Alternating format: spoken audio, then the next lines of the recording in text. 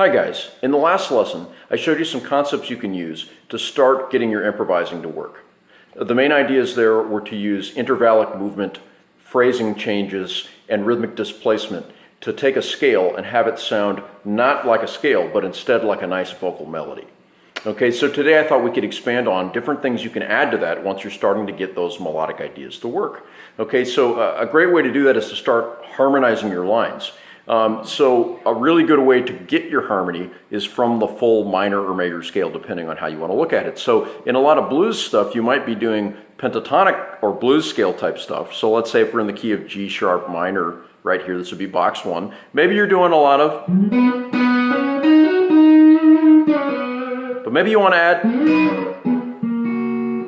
that kind of stuff.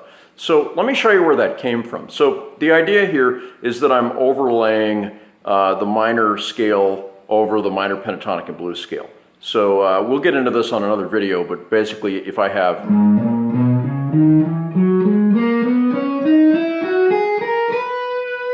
so I could take each one of those notes and harmonize them with the note on the G string. Okay, so if I'm on the high E string here, let me show you what it's going to look like. I'm using these two fingers here. The back of my middle finger is blocking the B string.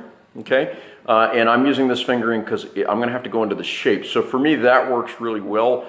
You could try other things with this, you could try doing that and doing something like that if that works better for you. But for a lot of people, this seems to be really comfortable and it flows well when you're moving around. So starting from the lowest fret in that, let's say box 1 minor pentatonic region, it's going to look parallel. So I've got same fret on the E and the G. Then I move up 2 frets, parallel. Then I move up 2 frets on this finger, but it's diagonal now. Then I move up 1 fret on that finger and it's parallel. Then I move up 2 frets and it's parallel. Then I move up 2 frets and it's diagonal. Okay, then I move up 2 frets and it's diagonal, and then it restarts up a fret. And that's the same fret down there, just 12 frets higher, so it's the same thing repeats. And of course you can walk down, and of course if it goes 2 frets down diagonal, you're going off the neck here on the E string. And that's how that works there. Okay, so I could use that in a lot of different ways. So I'll show you. I've got this track here that's in the key of B major, G sharp minor. It's one of my old tracks. It's kind of an R&B deal here. So you could be totally doing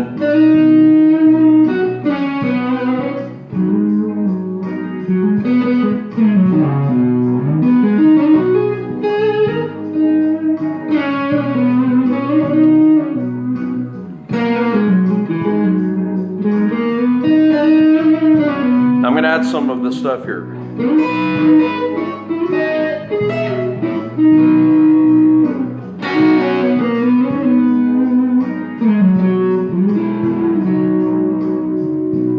Okay, so let's talk about what was going on there. So yeah, the shapes are here. Okay, so I'm either thinking of harmonizing the high note with the G string, or I'm thinking of harmonizing, like for example, here's B. So I could think of harmonizing it below. Or I could, there's the B right there again, but lower I could think of I'm harmonizing above it. Like that, okay? These are the kind of double stops is usually the term for this. This is the kind of double stop you hear on things like Brown Eyed Girl or Soul Man. It's it's really famous R&B stuff. A lot of country does this. So a lot of blues and R&B and country players will, a lot of times will take the concept where a lot of their melody lines are coming from pentatonic and blues scales, but they have to generate that harmony somehow, so you need more notes. So they're using the full major scale or the full mode of that scale to generate the double stop harmony lines to accompany their intervallic playing within their melodic lines. Okay, but you could use it however you want. So I'll blend all of those things. I'll blend minor pentatonic, or in this case B major pentatonic, if you want to think about it that way. I'll blend the blue note. I'll blend the major and minor scale modes. I will blend the harmony stuff there. Okay, so we have the patterns there, but I can mess around with how I get into it. So let's say I have a shape here and a shape here. I could slide in on the low note and then hit the high note and let them ring together in a pretty way. Okay, and I'm using hybrid picking. using my pick to play the G and my middle finger to play the high E. You don't have to do that, but it sounds classic. It's a really sweet sound.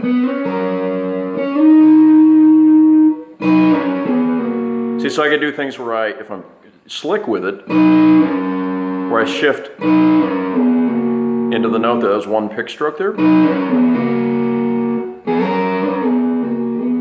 So you do cool stuff. Okay, you could do chromatic passing tones. So just like you could go, I could go, you hear that in a lot of country stuff? And you could break it up, make it staccato. Okay, that's all really cool. When I move that shape over to the next string set, what you have to remember is, you know, that note there, the G sharp, if you add 5 frets on a string and move over to the next string, okay, if you go so up 5 and over, 4 plus 5 is 9, because that's where we started, it's going to be the same note. So that same shape is right there, okay? So what that means is, it's like we're moving down this pattern down the strings, but now it's right over here. So, so let me show you how that shape would work out if we moved it over one. So we'd end up at the 4th fret here. I'm doing parallel shape right there. Then I move up 2 frets diagonal, up 2 frets diagonal, up 1 parallel, up 2 parallel, up 2 diagonal, up 1 parallel, up 2 parallel, and that's where we started right back there. Okay, and you should practice these things when they run off the neck so you know how that's going to work.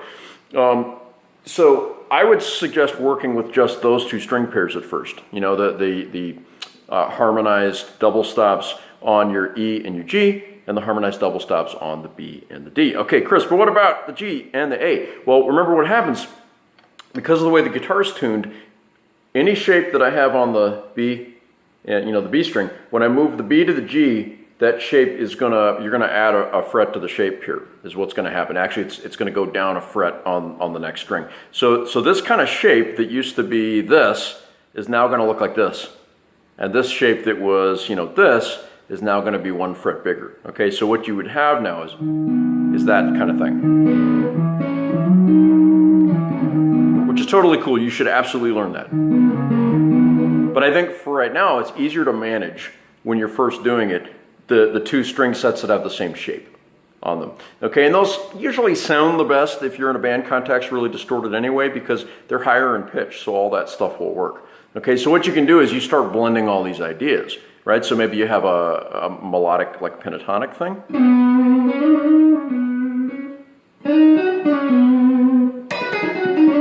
And then maybe we start,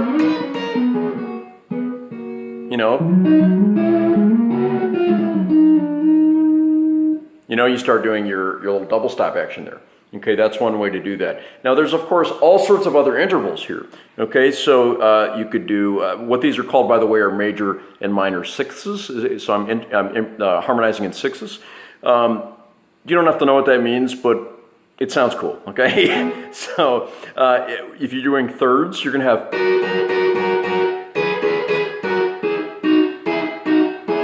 that kind of thing, okay? You can, like in fourths, you could, you know, or fifths, depending on how you look at that. So you get all these little double stops that work within the key. So I could have these, and then, so I'm taking this kind of pentatonic double stop idea, and I'm adding little notes from the scale. See, and that was from box number 5 in my way of thinking. See, from the full minor scale, but I'm adding all these ideas. Or I could, so I'm bending up.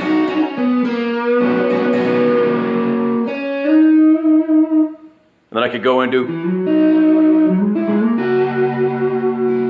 maybe I add like in the key of B, the open E string and the B string are notes in the scale. I could incorporate those as well. So I could be going,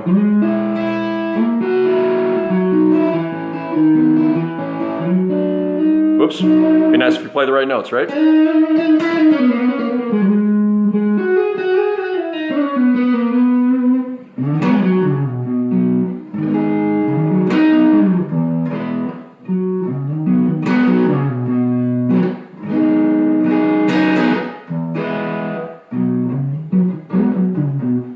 Okay, so if I put that together for you.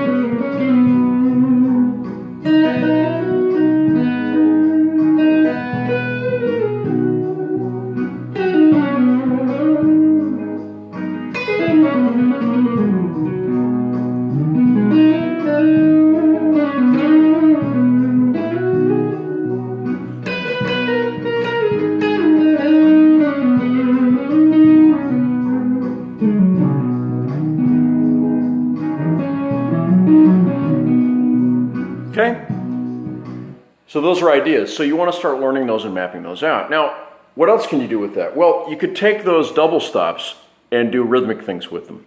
Okay, so it's all playability stuff. So let's say if I wanted to take like a double stop like that, you could mute this in a variety of ways. So let's say if I wanted to strum the guitar out, you could block over with your thumb and basically the part you're not fretting with on your finger pads here. You could do stuff like that, right? I like to sometimes fret, kind of mute over the top with my index finger.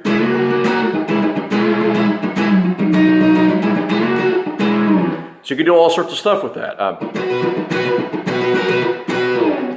Right, so that's just me muting over the top, and that gives you like a rhythmic thing. It's kind of a U2 thing or like a funk guitar thing. So those are all ideas of how you could make that stuff work. So anyway, that's an idea there. So you're now starting to think, okay, I have melodic ideas that I can jump around with a variety of scales that I know. I could then add little like harmony, like harmonic bits. So you have you're suggesting the chord, little chordal bits there. And then you could phrase them differently, right? So you can slide in and out of them, right? So I could pick at the same time. I could do it individually.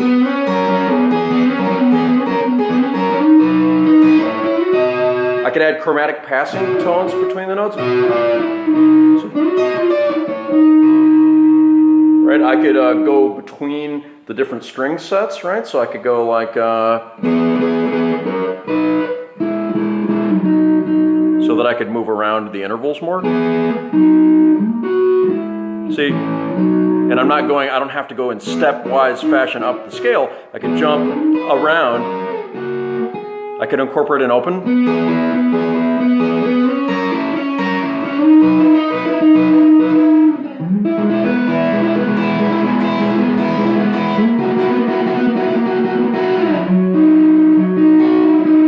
Then I could start exploring other intervals that aren't just major and minor sixths, right? I could do thirds, fifths, adding notes that pass between those.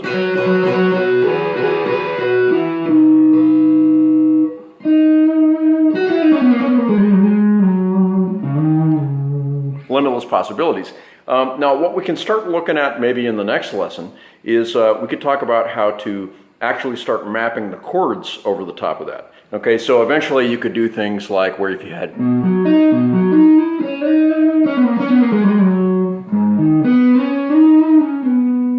different stuff like that, you know, or like, and